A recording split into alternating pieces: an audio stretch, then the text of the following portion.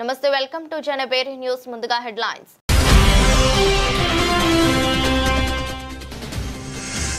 శ్రీకృష్ణ జన్మాష్టమి సందర్భంగా శుభాకాంక్షలు తెలిపిన నారా లోకేష్ వాజ్పేయి వర్ధంతి సందర్భంగా నివాళులర్పించిన లోకేష్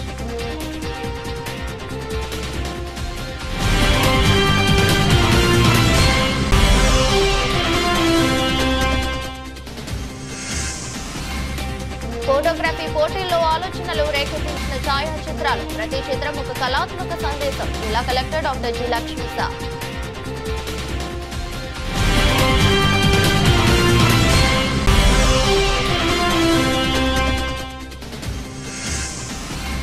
తాడేపల్లి విజయవాడ క్లబ్ లో Andhra cricket association general body meeting సమావేశంలో ఎలాంటి పోటీ లేకుండా ఏకగ్రీవంగా ఏసీ నూతన కమిటీ ఎన్నిక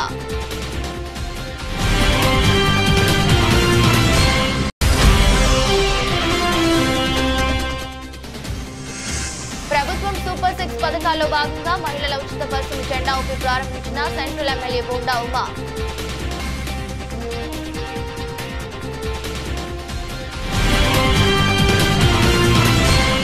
ప్రపంచ ఫోటోగ్రఫీ దినోత్సవం సందర్భంగా నిర్వహించిన ఫోటోగ్రఫీ పోటీల్లో ఔత్సాహిక ఫోటోగ్రాఫర్లు పంపిన ఛాయాచిత్రాలు ప్రతి ఒక్కరిలో ఆలోచనలు రేకెత్తించేలా ఉన్నాయని ప్రతి ఛాయాచిత్రం కళాత్మక సందేశాన్ని అందిస్తున్నాయని పోటీల్లో గెలుపొందిన విజేతలకు అభినందనలు తెలియజేస్తున్నట్లు కలెక్టర్ డాక్టర్ జి లక్ష్మీసా తెలిపారు ప్రపంచ ఫోటోగ్రఫీ దినోత్సవం సందర్భంగా జిల్లా యాంత్రాంగం ఆధ్వర్యంలో నిర్వహించిన ఫోటోగ్రఫీ పోటీల్లో గెలుపొందిన విజేతల వివరాలను శనివారం జిల్లా collector doctor G Lakshmisha collectorate లో ఆయన ఛాంబర్ నందు విడుదల చేశారు ఈ సందర్భంగా ఆయన మాట్లాడుతూ ఫోటోగ్రాఫర్లలో నైపుణ్యాన్ని మరింత పెంచడంతో పాటు వారిని ప్రోత్సహించేందుకు ఫోటోగ్రఫీ పోటీలను నిర్వహించడం జరిగిందన్నారు ఇందులో భాగంగా రాష్ట్ర ప్రభుత్వం అమలు చేస్తున్న వివిధ అభివృద్ధి సంక్షేమ పథకాలతో పాటు పర్యాటక సాంస్కృతిక రంగాలతో పాటు ఉత్తమ ప్రెస్ ఫోటోలతో 3 విభాగాల్లో పోటీలు నిర్వహించడం జరిగిందన్నారు పోటీల్లో మొత్తం 186 ఫోటో ఎంట్రీలు రాగా వీటిని 6 సభ్యులతో కూడిన న్యాయ నిర్ణేతల బృందం ఎంట్రీలను పరిశీలించి విజేతలను ఎంపిక చేయడం జరిగిందన్నారు కార్యక్రమంలో DIPRO KV Ramanarao DPRO SV Mohanarao divisional PRO K Ravi AVS VV Prasad senior photo journalist CH Vijayabhaskar వివిధ ప్రింట్ మీడియా ఫోటో జర్నలిస్టులు పాల్గొన్నారు ఆగస్ట్ 19కు రానున్న వరల్డ్ ఫోటోగ్రఫీ డే పురస్కరించుకొని జర్నలిస్ట్ ఫోటోగ్రాఫ్స్ అందరికీ కాంపిటీషన్ పెట్టడం జరిగింది దీంట్లో ముఖ్యంగా 3 విభాగాలు పెట్టడం జరిగింది ఒకటో విభాగం స్వచ్ఛాంధ్ర యోగాంధ్ర అలాగే టూరిజం గురించి రెండో విభాగం వెల్ఫేర్ అలాగే మూడో విభాగము జర్నలిజం సో దీని గురించి ఫోటోగ్రఫీ కాంపిటీషన్ పెడితే అన్ని విభాగాలు కలిసి దాదాపు 184 ఎంట్రీస్ వచ్చి ఉన్నాయి దాంట్లో first prize second prize third price అలాగే ఒక 6 కన్సోలేషన్ ప్రైజెస్ ఇన్ ఈచ్ సెక్షన్లో టోటల్ 27 విన్నర్స్ని సెలెక్ట్ చేయడం జరిగింది సో వీళ్ళందరికీ క్యాష్ ప్రైజ్ కూడా ఇవ్వడం జరుగుతుంది ఈ మొదటో విభాగం స్వచ్ఛాంధ్ర యోగాంధ్ర అలాగే టూరిజంలో first prize the Hindu photographer అయిన జిఎన్ రావు గారికి రావడం జరిగింది అలాగే రెండో ప్రైజు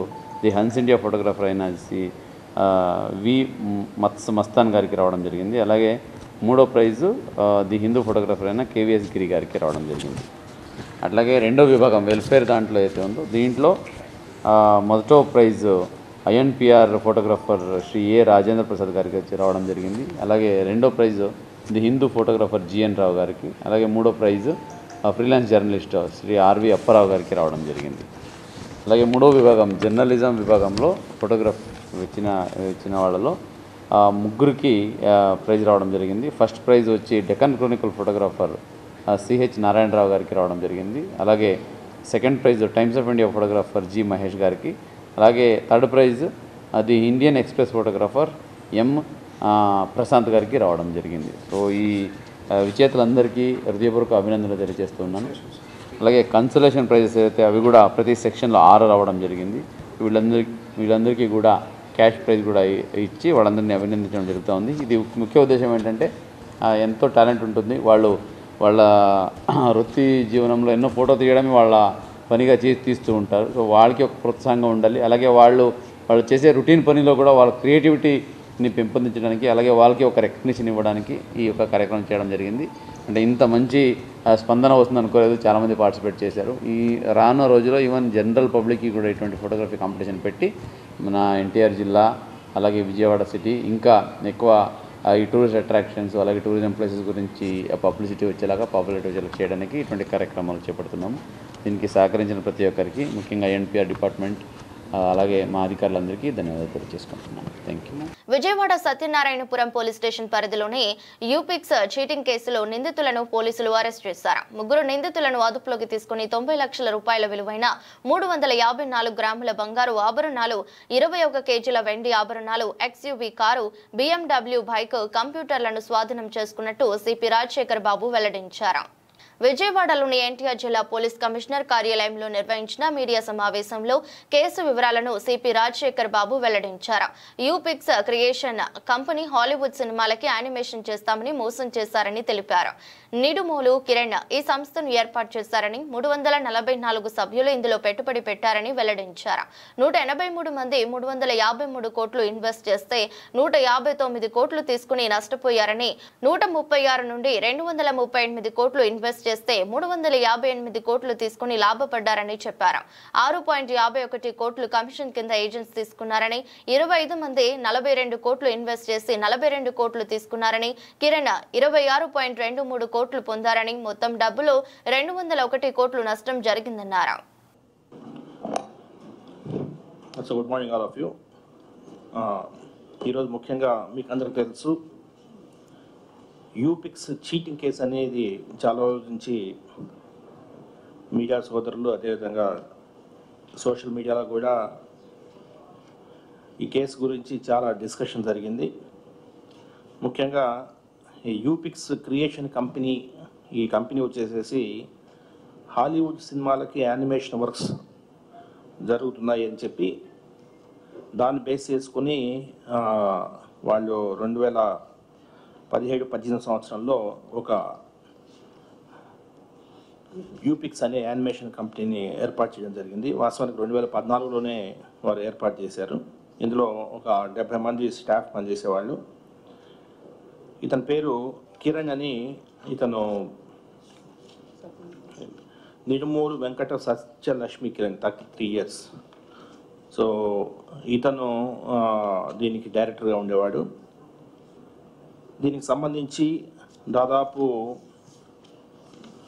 344 మెంబర్స్ ఇందులో యూపిక్స్ గ్రూప్లో పార్టిసిపేట్ చేయడం జరిగింది. మీరు చూస్తే పీపీటీలో చూస్తే 592 కోట్లు అమౌంట్ ఇన్వెస్ట్ చేయడం జరిగింది. అయితే ఇందులో వీటిని 3 భాగాలుగా విభజించాము. 183 మంది లూజర్స్ ఉన్నారు. వాళ్ళు 353 కోట్లు ఇన్వెస్ట్ చేస్తే వారికి తిరిగి 159 crores రావడం జరిగింది. అంటే 201 కోట్లు ఈ 183 మంది లూజర్స్ లూజ్ అయ్యారు. గెయినర్స్ 136 మంది గెయినర్స్, వీళ్ళు 238 crores ఇన్వెస్ట్ చేస్తే 300. కృష్ణుడు చూపిన బాటలో అందరూ నడవాలని మంత్రి నారా లోకేష్ అన్నారు. నమ్మిన సిద్ధాంతాల కోసం చివరి వరకు కట్టుబడిన వ్యక్తి దివంగత ప్రధాని వాజ్పేయి అని మంత్రి కొనియాడారు. కష్టాలను ఓర్పుతో సహిస్తూనే అద్భుతమైన దార్శనికతను ప్రదర్శించారని కితాబునిచ్చారు. శ్రీకృష్ణ జన్మాష్టమి సందర్భంగా ప్రజలందరికీ ఏపీ మంత్రి నారా లోకేష్ శుభాకాంక్షలు తెలిపారు. ఈ రోజు దుష్ట శిక్ష రక్షణ కోసం శ్రీకృష్ణుడు అవతరించిన రోజని అన్నారు. శ్రీకృష్ణుడు చూపిన బాటలో అందరూ నడిచి తమ జీవితాలను ఆనందంగా తీర్చిదిద్దుకోవాలని ఆయన ఆకాంక్షించారు. మరోవైపు దివంగత ప్రధాని వాజ్పేయి వర్ధంతి సందర్భంగా ఆయనకు లోకేష్ నివాళులర్పించారు. నమ్మిన సిద్ధాంతాల కోసం చివరి వరకు కట్టుబడిన వ్యక్తి వాజ్పేయి అని కొనియాడారు. కష్టాలను ఓర్పుతో సహిస్తూనే అద్భుతమైన దార్శనికతను ప్రదర్శించారని కితాబునిచ్చారు. ఆర్థిక మౌలిక సంస్కరణలతో దేశ రూపురేఖలు మార్చిన గొప్ప నేత వాజ్పేయి అని పేర్కొన్నారు. తన ప్రసంగాలతో అందరికీ మంత్రముగ్ధులను చేసేవారని అన్నారు. దేశానికి ప్రధానిగా ఆయన చేసిన సేవలను స్మరించుకుందామని పిలుపునిచ్చారు. రాబోయే 3 ఏళ్ల కాలంలో ఏసీఏ ద్వారా క్రికెట్ అభివృద్ధికి స్టేడియాల్లో మౌలిక వసతులు కల్పించేందుకు కృషి చేస్తామని నూతన ఏసీఏ అధ్యక్షుడు ఎంపీ కేశినేని శివనాథ్ తెలిపారు. ఏసీఏ ప్రతిష్ట మరింతగా పెంచే విధంగా కృషి చేస్తామన్నారు. తాడేపల్లి విజయవాడ క్లబ్ లో Andhra cricket association general body meeting నిర్వహించడం జరిగింది. సమావేశంలో ఎలాంటి పోటీ లేకుండా ఏకగ్రీవంగా ఏసీఏ నూతన కమిటీ ఎన్నిక జరిగింది. ఏసీఏ అధ్యక్షుడిగా ఎంపీ కేశినేని శివనాథ్, కార్యదర్శిగా ఎంపీ సానా సతీష్ ఎన్నికయ్యారు. మరో 34 మందితో ఏసీఏ నూతన కమిటీ ఎన్నిక జరిగింది. ఏసీఏ అధ్యక్షుడిగా గెలిచిన కేశినేని శివనాథ్ కి ధృవపత్రాన్ని ఎన్నికల రిటర్నింగ్ అధికారి నిమ్మగడ్డ రమేష్ కుమార్ అందజేశారు. ఈ సందర్భంగా ఎంపీ కేశినేని శివనాథ్ మాట్లాడుతూ ఏసీఏ నూతన కమిటీ ఏకగ్రీవంగా ఎన్నుకున్నందుకు కార్యవర్గాన్ని ధన్యవాదాలు తెలియజేస్తున్నానని అన్నారు. తమపై ఉంచిన నమ్మకాన్ని రాబోయే 3 ఏళ్ల కాలంలో ఏసీఏ ద్వారా క్రికెట్ అభివృద్ధికి స్టేడియాల్లో మౌలిక వసతులు కల్పించేందుకు కృషి చేస్తామని స్పష్టం చేశారు. Andhra cricket association general body మీటింగ్తో పాటు ఎలక్షన్ ఆంధ్ర క్రికెట్ అసోసియేషన్ అధ్యక్ష మిగతా పదవులన్నిటికీ ఇవాళ ఎన్నికలు జరిగినాయి. అందరూ కూడా నన్ను కానీ సెక్రటరీగా సానా సతీష్ గారు కానీ అందరం కూడా ఇవాళ యునానిమస్గా ఎలక్ట్ చేసిన కార్యవర్గ సభ్యులందరికీ కూడా ధన్యవాదాలు తెలుపుకుంటున్నాం. వారు మా మీద ఉంచిన నమ్మకాన్ని తప్పకుండా రాబోయే 3 సంవత్సరాల కాలంలో ఆంధ్ర క్రికెట్ అసోసియేషన్ క్రికెట్ అభివృద్ధిలో క్రికెట్ క్రీడాకారులకి మెరుగైన సౌకర్యాలు కల్పించడంలో, అంతేకాకుండా క్రికెట్కి సంబంధించిన ఇన్ఫ్రాస్ట్రక్చర్ డెవలప్మెంట్లో అన్నిటికన్నా ముఖ్యంగా ఎక్కువ మంది ఇంటర్నేషనల్ ప్లేయర్లుగా ఆంధ్ర క్రికెట్ అసోసియేషన్ ఎన్నికలు జరిగాయి. ఈ ఎన్నికలు అన్నీ ఏకగ్రీవంగా అందరినీ ఎన్నుకోబడ్డాయి.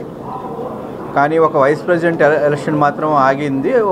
ఒక నెల రోజుల లోపల ఆ వైస్ ప్రెసిడెంట్ ఎలక్షన్ జరిపి తీరుతాము. దీనికోసం వచ్చే special general body meeting September 3 day మ్యాచెస్కి వేరే టీమ్స్, 4 డే మ్యాచ్కి వేరే టీమ్స్ అండ్ 1 డేకి T20కి వేరే టీంలు పెడుతున్నాం. ఈసారి మంచి రిజల్ట్స్ ఉంటాయని చెప్పి ఆశిస్తున్నాం.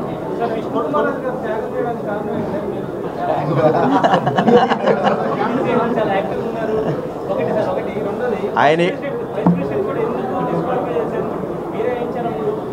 ఒకటి విష్ణుకుమార్ రాజు గారు చాలా బిజీగా ఉన్నారు రాజకీయంగా. అంటే ఎంపీల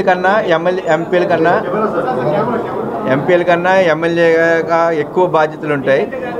అయినా కూడా ఆయన ప్రతిదానికి ఇంపార్టెన్స్ ఫైనాన్స్ని కంట్రోల్ చేసి ఫైనాన్స్ని ఏ విధంగా మనం ఖర్చు పెట్టాలా అనే ఉద్దేశంతో మంచి పేరున్న శ్రీనివాస్ గారు, అట్లాగే దంతు విష్ణు గారు ఈ యొక్క మంచి ఎపెక్స్ టీము ఎన్నుకోవటము అందరికీ కూడా డిస్ట్రిక్ట్ క్రికెట్ అసోసియేషన్స్ క్లబ్స్కి అందరికీ కూడా శుభపరిణామం. అట్లాగే ఏదైతే డిస్ట్రిక్ట్ క్రికెట్ అసోసియేషన్లో ఏదైనా క్రికెట్ రన్ చేయాలంటే ఎప్పుడూ కూడా నిధుల కొరతతోటి ఉండేది, చాలని జీతాలతోటి ఉన్న పరిస్థితుల్లో లాస్ట్ ఎపెక్స్ కౌన్సిల్ మీటింగ్లో గౌరవ పార్లమెంటు సభ్యులు కేశినేని చిన్ని గారు, అట్లాగే సానా సతీష్ గారు గౌరవ పార్లమెంట్ సభ్యులు వారు డెసిషన్ తీసుకుని 20 లక్షల నుంచి 40 లక్షల రూపాయలు ప్రతి సంవత్సరానికి ఇవ్వటం అంటే ఇది చిన్న విషయం కాదు. డిస్ట్రిక్ట్ క్రికెట్ అసోసియేషన్స్ అందరూ కూడా చాలా సంతోషించవలసిన అవసరము. దానివల్ల ఎన్నికల ముందు ఇచ్చిన హామీలను కూటమి ప్రభుత్వం తూచా తప్పకుండా అమలు చేస్తుందని సెంటర్ నియోజకవర్గ ఎమ్మెల్యే బోండా ఉమామహేశ్వరరావు స్పష్టం చేశారు. స్త్రీ శక్తి పథకం ద్వారా రాష్ట్రంలోని ఎక్కడి నుండి ఎక్కడికైనా మహిళలకు ఉచిత బస్సు ప్రయాణం పథకాన్ని ప్రారంభించామని చెప్పారు. సూపర్ 6 పథకాలు అమలు చేయలేరని అన్నవారు ఇప్పుడు సమాధానం చెప్పాలన్నారు. ప్రభుత్వం సూపర్ 6 పథకాల్లో భాగంగా మహిళలకు ఉచిత బస్సు ప్రయాణం పథకం ప్రారంభించిన నేపథ్యంలో శనివారం సెంట్రల్ నియోజకవర్గంలోని పైపుల రోడ్డు సెంటర్లో మహిళల ఉచిత బస్సును సెంట్రల్ ఎమ్మెల్యే బోండా ఉమామహేశ్వరరావు జెండా ఊపి ప్రారంభించారు. ఈ సందర్భంగా ఆయన మాట్లాడుతూ ఎన్నికల ముందు ఇచ్చిన హామీలను అమలు చేస్తుందన్నారు. రాష్ట్ర ప్రభుత్వం ప్రతిష్టాత్మకంగా తలపెట్టిన మహిళలకు ఉచిత పథకాన్ని ప్రారంభించిందన్నారు. సూపర్ 6 పథకాలు అమలు కావని అన్నవారు ఇప్పుడు సమాధానం చెప్పాలన్నారు. అనంతరం చంద్రబాబు నాయుడు చిత్రపటానికి పాలాభిషేకం చేశారు. రిబ్బన్ కట్ చేసి బస్సును స్వయంగా నడిపారు. అనేక పథకాలు ఇప్పటికే ఎన్నికల ముందు ఇచ్చినటువంటి హామీలన్నీ నెరవేర్చాం. ఎన్నికల ముందు చెప్పాం తెలుగుదేశం ప్రభుత్వం వస్తే 3,000 పెంచి 4,000 పెంచుతాం, 3,000 వికలాంగులకు 6,000 చేస్తామని చెప్పాం. వచ్చిన తొలి నెలలోనే పింఛన్లు పెంచాం. అన్నా క్యాంటీన్లు ఓపెన్ చేసి పేదవాడికి కడుపును నిండా అన్నం పెడతామని చెప్పాం. అన్నా క్యాంటీన్లు ఓపెన్ చేసాం. మహిళలందరికీ 3 గ్యాస్ బండ్లు ఇస్తామని చెప్పాం. 3 గ్యాస్ బండ్లు ఇచ్చాం. తల్లికి వందనం పేరు మీద ఒక తల్లికి ఎంతమంది పిల్లలు ఉంటే అంతమంది పిల్లలకి 13,000 రూపాయలు ఇస్తామని చెప్పాం. తల్లికి వందనం తల్లుల ఖాతాలో డబ్బులు వేసాం. ఎంతమంది పిల్లలు ఉంటే అంతమందికి ఇచ్చాం. ఇవాళ శ్రీశక్తి బస్సు ఉచితంగా మహిళలకి రాష్ట్రంలో ఎక్కడి నుంచి ఎక్కడికి వెళ్ళాలన్నా మహిళలు బస్సు ఎక్కితే టికెట్ కొనాల్సిన అవసరం లేకుండా ఉచిత బస్సు ప్రయాణం అని చెప్పాం. ఇవాళ ఆగస్టు 15 రోజున నెరవేర్చాం.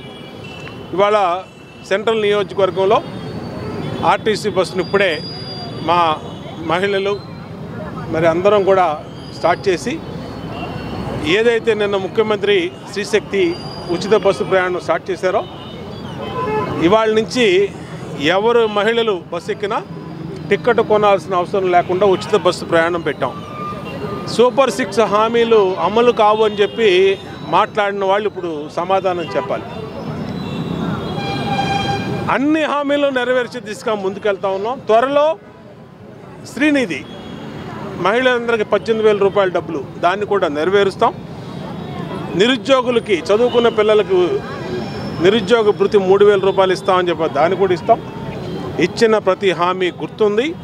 ఎన్ని కష్టాలు, ఎన్ని సమస్యలు, ఎన్ని అప్పులు, ఎన్ని ఆర్థిక లోట్లు ఉన్నా ప్రజలకు ఇచ్చిన మాట నెరవేర్చే విధంగా ముందుకెళ్తామని తెలియజేస్తూ ప్రజలందరూ కూడా శ్రీకృష్ణ జన్మాష్టమి శుభాకాంక్షలు తెలియజేస్తారు. విజయవాడ మొగల్రాజపురంలోని శారదా విద్యా సంస్థలు విలువలతో కూడిన విద్యను అందిస్తున్నాయని government school education higher education secretary Kona Sasidhar ప్రశంసించారు. మానవతా విలువలను నేర్పించే కేంద్రాలు కేవలం విద్యా సంస్థలే అని వ్యాఖ్యానించారు. విజయవాడ మొగల్రాజపురంలోని శారదా విద్యా సంస్థల ఫ్రెషర్స్ సెలబ్రేషన్స్ A+ కన్వెన్షన్ హాల్లో అట్టహాసంగా జరిగాయి. ఈ సందర్భంగా విద్యార్థులు సాంస్కృతిక కార్యక్రమాలలో ఎంతో ఉల్లాసంగా ఉత్సాహంగా పాల్గొని తమ ఆట పాటలతో ఫ్రెషర్స్ ను అలరించారు. ఈ కార్యక్రమానికి ముఖ్య అతిథిగా కోన శశిధర్ మరియు గౌరవ అతిథిగా డాక్టర్ వెల్లంకి శేషగిరిరావు హాజరయ్యారు. ఈ సందర్భంగా విద్యా సంస్థల మేనేజింగ్ డైరెక్టర్ వై శారదాదేవి మాట్లాడుతూ తమ కళాశాలలు స్థాపించి 11 సంవత్సరాలు పూర్తయ్యాయని, ఎంతో మంది విద్యార్థులకు విలువలతో కూడిన విద్యను అందిస్తూ వారికి మంచి భవిష్యత్తు ఇస్తూ విజయ పదంలో ముందుకు సాగిపోతున్నామన్నారు. శారదలో చదివే పిల్లలు, అధ్యాపకులు, తదితర సిబ్బంది కుటుంబం వలె కలిసి పనిచేస్తామని తెలిపారు. ప్రస్తుత విద్యా బోధనకు అనుగుణంగా విద్యార్థులు టెక్నాలజీని ఉపయోగిస్తూ నిబద్ధతతో చదవాలన్నారు. విద్యార్థులు చదువుతో పాటు క్రమశిక్షణ, నాయకత్వ లక్షణాలు, భావ్య వ్యక్తీకరణ, వివిధ నైపుణ్యాలు కలిగి ఉంటే భవిష్యత్తులో బాగా రాణిస్తారని సూచించారు. నేను I am Saradadevi, Sarada educational institutions managing director. Thank you very much. మీరందరూ చక్కగా ఫ్రెషర్స్ డే సందర్భంగా వచ్చినందుకు first of all I thank you all. మెయిన్గా శారదా ఎడ్యుకేషనల్ ఇన్స్టిట్యూషన్కి this is the 11th year. So the purpose of starting the college is to create well rounded education. So అంటే education అనేది what we feel is like pizza base లాంటిది. కానీ if you do not have the toppings on the pizza base, that pizza is not edible. So అంటే ఒక్క చదువు, ర్యాంకులు ఉన్నంత మాత్రాన పిల్లలు చాలా సక్సెస్ఫుల్గా అవ్వలేరు. యాక్చువల్లీ ప్రజెంట్ టెక్నాలజీ అడ్వాన్స్మెంట్స్తో communication skills, technical skills, team spirit, leadership qualities ఇవన్నీ కూడా చాలా చాలా ఇంపార్టెంట్. అట్లాగే ఇప్పుడు జరుగుతున్న టెక్నాలజీని అందుకోవాలంటే awareness of surroundings and awareness of opportunities are very important. So మేము ఈ ఫ్రెషర్స్ డే అని అంటాం, కానీ it is almost like our college day. ఇక్కడ both junior intermediate students, senior intermediate students ఉంటారు. మెయిన్గా ఎంపీసీ, బైపీసీ స్ట్రీమ్ స్టూడెంట్స్ ఉంటారు. కాబట్టి మెడికల్ ఆస్పిరెంట్స్ అంటే డాక్టర్స్ అవ్వాలనుకునే వాళ్ళు, ఇంజనీరింగ్కి వెళ్ళాలనుకునే వాళ్ళు మెయిన్గా ఉంటారు.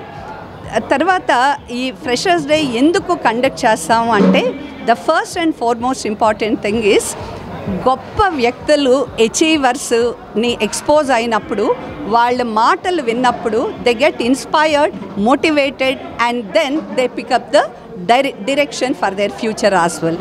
అంటే ప్రతి స్టూడెంట్కి పేరెంట్స్ ఎడ్యుకేటెడ్ అవ్వచ్చు, కాకపోవచ్చు. కానీ అలాగే డిఫరెంట్ వరల్డ్లీ కనెక్షన్స్ ఉన్న పేరెంట్స్ అవ్వచ్చు, అవ్వకపోవచ్చు.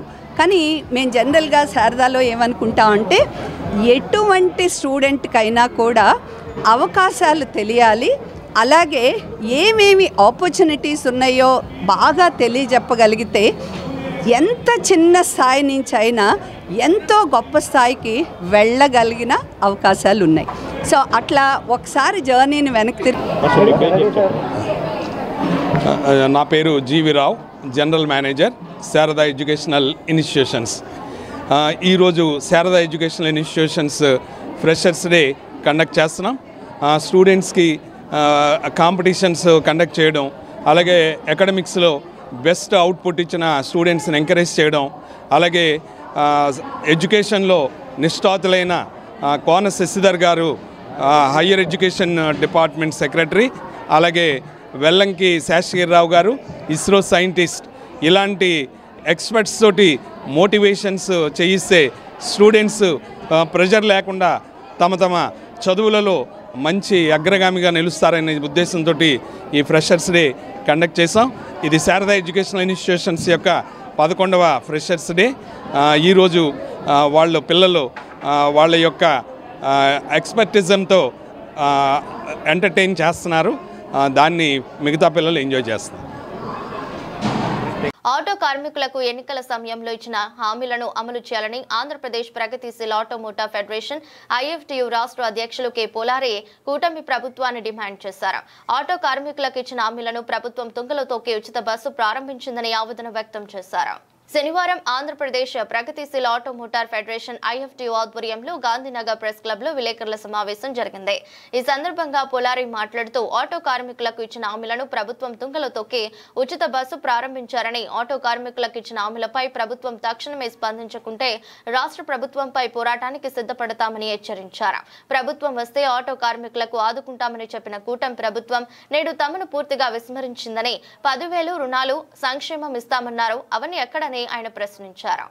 నా పేరు కె పోలారి, ప్రగతిశీల ఆటోమోటార్ వర్కర్స్ ఫెడరేషన్ రాష్ట్ర అధ్యక్షుడిని. నిన్న చంద్రబాబు కోట ప్రభుత్వం అట్టహాసంగా ఫ్రీ బస్ పథకాన్ని ప్రారంభించింది. ఆ ఫ్రీ బస్ పథకానికి వ్యతిరేకం కాదు, కానీ ఆ పథకం వలన ఆటో మోటార్ కార్మికులు తీవ్రంగా నష్టపోతూ ఉన్నారు. ప్రధానంగా ఆటో కార్మికులు నష్టపోతూ ఉన్నారని గత 4-5 నెలలు మేము ఆందోళన చేస్తూ ఉన్నాం. ఎప్పుడైతే వాళ్ళు ప్రకటించారో ఎన్నికల ముందు, ఆ రోజే మేము టీడీపీ వాళ్ళకి, ఇతర పార్టీలకి మేము విజ్ఞప్తులు ఇచ్చాం. ఈ పథకం ద్వారా నష్టపోయే ఆటో కార్మిక వర్గాన్ని ఆదుకోవాల్సిన బాధ్యత మీకుంటుందని తెలియజేశాం. వాళ్ళు కూడా మేము చేస్తాం, మాట్లాడుతూ ఉన్నారు. ఎన్నికల మేనిఫెస్టోలో వాళ్ళు పొందుపరిచారు. మేము అధికారానికి వస్తే ప్రతి ఆటో కార్మికుడికి 15,000 ఇస్తాం. గత ప్రభుత్వం 10,000 ఇచ్చింది, మేము 15,000 ఇస్తా ఉన్నారు. అదే రకంగా గత ప్రభుత్వం జీవో నెంబర్ 21 ఇచ్చింది. ఆ జీవో నెంబర్ 21 వల్ల ఫైనాన్షియల్ భారం పడుతూ ఉంది. మేము వస్తే అది రద్దు చేసి సవరిస్తాం, తగ్గిస్తామని చెప్పారు. అట్లాగే సంక్షేమ బోర్డు ఏర్పాటు చేస్తూ ఉన్నారు, రుణాలు ఇస్తూ ఉన్నారు. ముఖ్యంగా ఇట్లాంటి హామీలు ఇచ్చి మా ఓట్లు వేయించుకున్న ఈ ప్రభుత్వం అధికారానికి వచ్చిన 14 నెలలుగా ఆ విషయాలు మాట్లాడట్లేదు. మేము ప్రతి నెల ప్రతిరోజు ఏదో కార్యక్రమం చేస్తూ ఉన్నాం, కానీ ఇదిగో అదుగో అంటూ కలాపం చేస్తూ ఉన్నారు. ఫ్రీ బస్ కోసం ఒక కమిటీ వేస్తారు. ఇవాళ 14 నెలల తర్వాత అది ఏదో అరకొరకు అమలు చేస్తూ ఉన్నారు. మా పరిస్థితి ఏంటంటే, ఆటో కార్మిక వర్గానికి ఫ్రీ బస్తో పాటుగా మీకు ఏ హామీలు ఇస్తామో హామీలు అమలు చేస్తూ ఉన్నారు. ఆ హామీలతో పాటు మేము అడిగాం, అయ్యా ఫ్రీ బస్ కారణంగా ఇవాళ మీరు 2 కార్యక్రమాలు చేశారు. ఒకటి ప్రకటించే ఫ్రీ బస్ పథకం. శ్రీనివాసరావు, ప్రగతిశీల ఆటో మోటార్ వర్కర్స్ రాష్ట్ర ప్రధాన కార్యదర్శి. ఎన్నికల ముందు కూటమిగా ఏర్పడినట్టు లోకేష్ బాబు మమ్మల్ని పిలిపించుకొని మాతోటి విన్నపత్రం తీసుకొని మీకు అధికారంలో రాగానే మీ సమస్యలన్నీ పరిష్కారం చేస్తానని చెప్పినట్టు పెద్ద మనిషి ఎక్కడ పోయాడు, ఎక్కడ కనబట్టని చెప్పదలుచుకున్నాం. కడుపు రగులుతుంది. నిన్నగాక మొన్న రిప్రజెంట్లు కాదు, మీ పార్టీ ఆఫీసులు కూడా వచ్చాం, మీకు రిప్రజెంట్లు ఇచ్చాం. సీఎం పేసీలో కలమని చెప్పారు, పవన్ కళ్యాణ్ పేసీలో పెట్టమన్నారు. దీన్ని చాలా సీరియస్ ఇష్యూ అన్నారు. చెవులు వినబట్టలేదా, మీ కళ్ళు కనబట్టలేదా? ఆటో డ్రైవర్ల ఆవేదనని అర్థం చేసుకోకపోతే గత ప్రభుత్వానికి, ఇదే ప్రభుత్వం గతంలో అధికారులు కూడా మా ఆటో మోటార్ కార్మికుల యొక్క నిరసనని ఏ విధంగా సవి చూశావో నీకు తెలియంది కాదు. ఎప్పటికైనా కానీ ఇచ్చేటువంటి హామీలు అమలు చేయకపోతే ఈ రాష్ట్రంలో ఉన్నటువంటి ఆటో మోటార్ కార్మికులే కాదు, యావత్ ప్రజల్ని, కార్మిక సంఘాలని, రాజకీయ పార్టీలను కూడా మేము కలుస్తాం. లక్షలాది మంది కార్మికులు, 20 కుటుంబాలు రోడ్డు మీద పాలవుతూ ఉన్నాయి. మీ ప్రజల్లో భాగం, మీ వేసినటువంటి ఓటులు ఈ రాజకీయ పార్టీలకు అవసరం లేదా? అన్ని పార్టీలకి రిప్రజెంట్లు ఇస్తాం, అందరూ మద్దతు కూడగడతాం. ఈ రాష్ట్ర ప్రభుత్వానికి వ్యతిరేకంగా మా నిరసన కాలాన్ని ఏ విధంగా ఉండదలుచుకుందో ప్రాణ త్యాగాలు కాదు, సావటానికి సిద్ధమే కానీ ఇచ్చినటువంటి హామీలు అమలు చేయకపోతే మాత్రం ఈ కూటమి ప్రభుత్వానికి వ్యతిరేకంగా ఎంత భారీ ఉద్యమం చేపడతాకి సిద్ధంగా ఉన్నా అని చెప్పేసి ఈరోజు ఐఎఫ్టీగా ప్రభుత్వానికి మీడియా ద్వారా హెచ్చరించుకున్నాం. నూతన రాజధాని అమరావతిలో రీజనల్ సుప్రీంకోర్టు బెంచ్ ఏర్పాటు చేయాలని supreme court bar association member supreme court న్యాయవాది కనుకు రవిశంకర్ డిమాండ్ చేశారు. దక్షిణ భారత ప్రజలకు సుప్రీంకోర్టు సేవలు అందుబాటులో ఉండేలా అమరావతిలో శాశ్వత సుప్రీంకోర్టు బెంచ్ అవసరం ఎంతైనా ఉందని అభిప్రాయపడ్డారు. శనివారం గాంధీనగర్ ప్రెస్ క్లబ్ లో సుప్రీంకోర్టు న్యాయవాది కె రవిశంకర్ మీడియా సమావేశం నిర్వహించారు. కక్షిదారులు సుప్రీంకోర్టుకు వెళ్లాలంటే అధిక వ్యయ ప్రయాసాలకు లోను కావాల్సిన పరిస్థితి ఉందన్నారు. ఢిల్లీలో మాత్రమే సుప్రీంకోర్టు ఉండటం వల్ల దక్షిణాది రాష్ట్రాల ప్రజలు అందరి సుప్రీంకోర్టుకు వెళ్లలేని పరిస్థితులు ఉన్నాయన్నారు. ఈ నేపథ్యంలో దక్షిణాది రాష్ట్రాలలో సుప్రీంకోర్టు బెంచ్ ఏర్పాటు చేయాలన్న డిమాండ్ ఎంతో కాలంగా ఉందన్నారు. కార్యక్రమంలో అడ్వకేట్ ఎం రాజశేఖర్, విబి శంకర్రావు, టిఎస్ విజయశేఖర్ తదితరులు పాల్గొన్నారు. అతడు 138 కోట్లు కేంద్ర క్యాబినెట్ లో శాంక్షన్ చేయించుకున్నారు. అప్పుడు మద్రాస్ హైకోర్టులో అడ్వకేట్స్ కి, మదురైలో ఉన్నటువంటి అడ్వకేట్స్ కి ధర్నాలు జరిగినాయి అక్కడ పెట్టకూడదని. అయితే అట్ లాస్ట్ మదురై హైకోర్టు వచ్చింది. అట్ ద టైం ఇక్కడ నేను కూడా విజయవాడకి, అప్పటికి అమరావతి లేదు, విజయవాడకి హైకోర్టు బెంచ్ రావాలని ఎన్నో యాజిటేషన్ చేశా, ఎన్నో ప్రెస్ మీట్లు పెట్టా. అదే టైంలో కటక్ లోని ఒరిస్సాలో హైకోర్టు బెంచ్ రావాలని ఎన్నోసార్లు జరగటం, వాళ్ళు యాజిటేషన్ జరగటం చేయటం జరిగింది. వైజాగ్ లో ఉన్న అడ్వకేట్స్ దాన్ని వ్యతిరేకించడం జరిగింది. చివరికి అక్కడ హైకోర్టు బెంచ్ వచ్చింది. By the grace of God మనకి ఇక్కడ హైకోర్టు బెంచ్ కాదు, హైకోర్టే వచ్చింది. అయితే జరిగింది ఏంటంటే ఈ హైకోర్టుని మళ్ళా కర్నూలు ట్రాన్స్ఫర్ చేసి తరలిద్దామని చెప్పి ప్రయత్నాలు చేసినప్పుడు అప్పుడు కూడా ప్రెస్ మీట్ పెట్టా. మీరు దయచేసి కర్నూలు హైకోర్టుని తరలించద్దు, కావాలంటే కర్నూలులో హైకోర్టు బెంచ్ పెట్టండి, విజయవాడ అమరావతిలోనే హైకోర్టు ఉంచండి, వైజాగ్ ఒక బెంచ్, హైకోర్టు బెంచ్, కర్నూలుకు ఒక హైకోర్టు బెంచ్ ఉంటే మంచిది. నార్త్ ఇండియాలో భౌగోళికంగా పంజాబ్, హర్యానా లాంటివి సుప్రీంకోర్టుకి దగ్గరగా ఉంది కనుక ఢిల్లీ వెళ్తున్నారు. ఢిల్లీ వెళ్తే వాళ్ళకి 9% అవుతుంది, హైకోర్టులో అయిపోయిన అమ్మటే. ఇక్కడ వాళ్ళు 1 to 3%. కానీ మనీ క్రైటీరియా మరీ కనుక అదే రీజనల్ ఆఫీస్ ఇక్కడ పెట్టారనుకోండి మనకు ఆ బాధ ఉండదు. అప్పుడు న్యాయం త్వరగా అందుద్ది అనేది నా అభిప్రాయం. Okay, so please come. ఏఐసిసిలో సౌత్ ఇండియా నుంచి వచ్చే నాయకులు ఆ కమిటీలో తక్కువ మంది ఉంటారు, నార్త్ ఇండియా వాళ్ళు ఎక్కువ మంది ఉంటారు. బీజేపీ కమిటీలు చూసుకోండి, వాళ్ళు నార్త్ ఇండియన్స్ ఎక్కువ ఉంటారు, మన సౌత్ ఇండియన్స్ తక్కువ ఉంటారు. ఇంకా బెస్ట్ ఎగ్జాంపుల్ సూటిగా మాట్లాడుతున్నాను, out of 34 judges in supreme court మన సౌత్ ఇండియా నుంచి 6-7 ఉన్నారు. ఇది ఎంత అన్యాయం అండి. ఇది ఎన్నోసార్లు ప్రెస్ మీట్ లో చెప్పాము. అందుకనే 2004లో అండ్ 2011లో పార్లమెంట్ కమిటీ ఆ పార్లమెంట్ రిపోర్ట్ లో, తర్వాత 2021లో బార్ కౌన్సిల్స్ పార్లమెంట్ రిపోర్ట్ లో కూడా ఆ స్టాండింగ్ ఆ రిపోర్ట్స్ లో కూడా మనం రికమెండ్ చేసాం. ఏమనంటే జస్ట్ రికమెండ్ చేశారు బార్ కౌన్సిల్ ఇవి సౌత్ ఇండియాకి సుప్రీంకోర్టు బెంచ్ కావాలి. ఎందుకంటే ఇక్కడి నుంచి ఒక కక్షిదారుడు చూడండి, కన్యాకుమారి నుంచి శ్రీలంక వరకు, జమ్మూ కాశ్మీర్ నుంచి కన్యాకుమారి వరకు, ఇటు గుజరాత్ నుంచి అస్సాం వరకు ప్రతి కక్షిదారుడు సుప్రీంకోర్టుకి వెళ్ళాలి. అదే ఇక్కడ మన అమరావతిలో పెట్టారనుకోండి, అమరావతిలో ఒక బెంచ్ పెట్టారనుకోండి, అప్పుడు ఏమవుతుంది, కక్షిదారుడు అంత దూరం వెళ్ళవలసిన అవసరం లేదు, ఖర్చులు తగ్గుతాయి, టెన్షన్ తగ్గుతాయి. ఇటు తమిళనాడు వాళ్ళకి మనం దగ్గరగా ఉన్నాం, ఇటు కర్ణాటకకి దగ్గరగా ఉన్నాం. వార్తలు ముగించే ముందు మరోసారి హెడ్లైన్స్.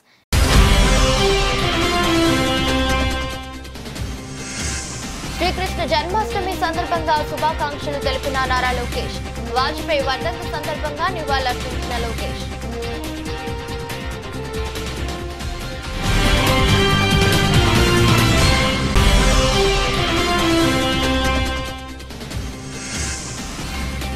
ఫోటోగ్రఫీ పోటీల్లో ఆలోచనలు రేకెత్తించిన ఛాయాచిత్రాలు. ప్రతి చిత్రం ఒక కళాత్మక సందేశం. జిల్లా కలెక్టర్ డాక్టర్ జి లక్ష్మీసా.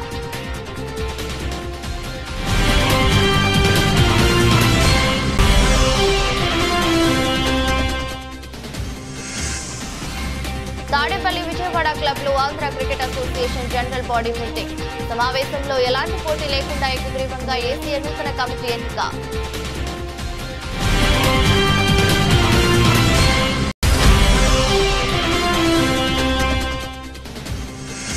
ప్రభుత్వం సూపర్ 6 పథకాల్లో భాగంగా మహిళల ఉచిత బస్సును జెండా ఊపి ప్రారంభించిన సెంట్రల్ ఎమ్మెల్యే బోండా ఉమా.